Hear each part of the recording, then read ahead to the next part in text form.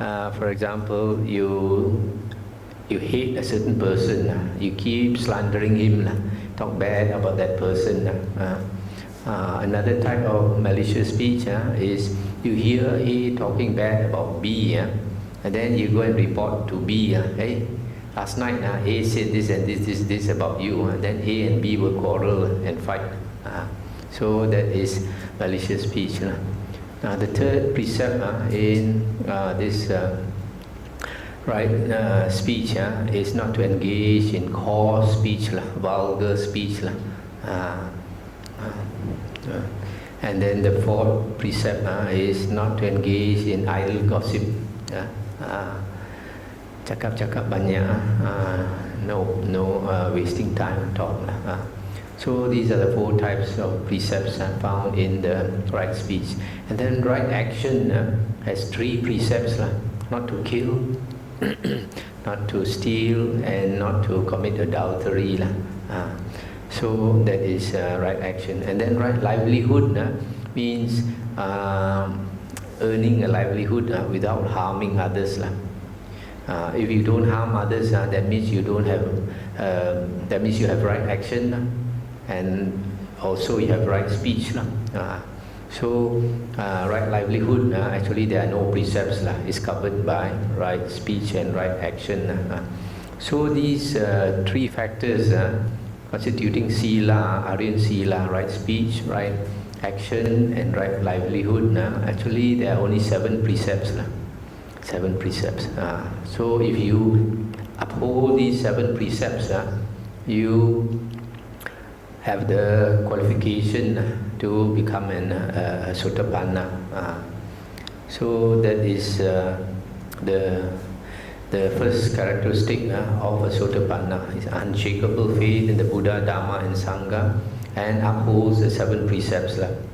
Secondly, Sotapanna, he has obtained the vision of the Dhamma. Fa Yen in Chinese, vision of the Dhamma. He has seen the Dhamma. He has seen the Four Noble Truths. When a person has seen the Four Noble Truths, he changes completely. His lifestyle changes. Formerly, he used to like to go to karaoke, to the race course, and all that, happy hour and all that. After that, he is no more interested in all that. He understands life is very serious, so don't play. So once he understands that there are woeful planes of rebirth, that life is so uncertain, anytime you can pass away, then he sobers up. Then he becomes very serious, and his time, any spare time he has, he devotes to the Dhamma. He studies the Dhamma, listens to the Dhamma, and meditates, keeps his precepts and all that. So of course his worldly friends, seeing him change like that, I think something wrong with him. Chi sin yo, because he changed so much. So that is the person who has obtained the vision of the Dhamma. He becomes very spiritually inclined, no more worldly, no more thinking of becoming a millionaire and all that. Now another characteristic of a Sotapanna is the Buddha says that he will never be reborn into the 3 woeful planes, as a ghost, animal, or in hell. Once you don't get reborn in the 3 woeful planes, then no problem staying in samsara, isn't it?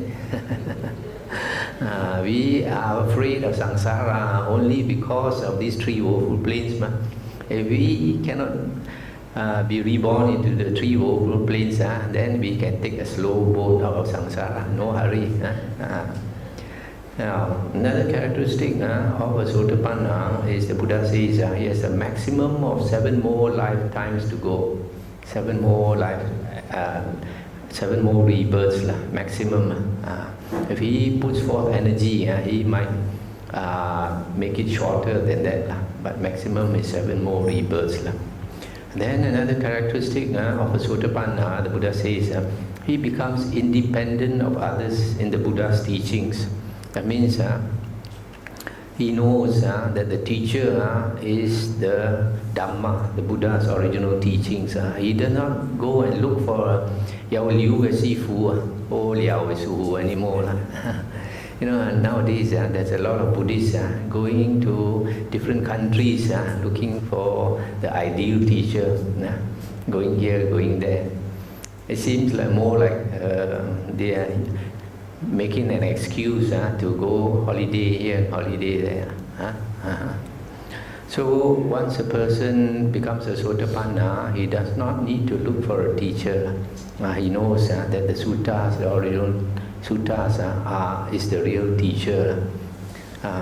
However, if he has the chance to come across experience a monk or something, then if he has some questions, he can clarify. Otherwise, he will practice on his own. Now, some people think that it is very difficult to become an Arya, to become a Sotapanna. But from the suttas, we find it is not so difficult. Only thing, there are certain conditions. Now, we find in the suttas and the Vinaya books that the Buddha, after he helped 60 persons to become Arahants, then he was looking around who else to help. And he found with his divine eye, he saw that there were a group of Jatilas, matted hair ascetics. They lived by the banks of the river, I think Nadi river, I think. And they were practicing samatha meditation, attaining the jhanas. The Buddha liked to look for this type of persons, who have attained the jhanas. Because people who have attained the jhanas, the mind is very focused. And the 5 hindrances they have got rid of. So when they listen to the Dhamma, they can understand very easily. So the Buddha went to this group of 1,000 ascetics and stayed with them for several weeks. The Buddha knew that it was difficult to convert these people. Why? Because they had practiced jhana, they had attained jhana. Many of them had psychic power. In fact, the leader thought that he was an Arahant already. So when the Buddha went to stay with them, slowly the Buddha showed psychic power for them to see that the Buddha was a very highly cultivated person. For example, this leader of the Jatilas, his name was Kassapa. He had a lot of respect for the Buddha because of certain psychic powers the Buddha had shown. So one day, in the morning, he came to invite the Buddha to go for breakfast. So the Buddha said, "You go first, Kassapa. I'll join you in the hall." So this Kassapa walked to the hall. By the time he reached the hall, he saw the Buddha sitting there. And the Buddha was holding a flower for him. And the Buddha told him, "Kassapa, I just went to the Tavatimsa heaven and got this flower for you." So he looked at the flower. Wow, never seen this type of flower before. So he believed it must be from the heaven. So this impressed him a lot. So the Buddha did things like this. Slowly, all of them got very impressed by the Buddha. Then one day, when the Buddha thought I had shown enough to them, Buddha told this Kassapa. Buddha said, "Kassapa, you keep thinking you're an Arahant, but you are not an Arahant, and you are not practicing the way to become an Arahant." So when this Kassapa heard this, seemed like he got a slap in the face. Nobody there challenged him like that before. Then he started thinking, then he realized the Buddha is more highly cultivated than him. So he acknowledged the Buddha as his teacher, shaved off all his long hair, and became a disciple of the Buddha. And when the 999 saw this, they all also shaved off their hair, and became disciples of the Buddha. Now after 1,000 of them became monk disciples of the Buddha, then only the Buddha taught them the Dhamma, taught them one sutta. These people, they like to pray to fire, like a lot of Indians, they pray to fire, Agni.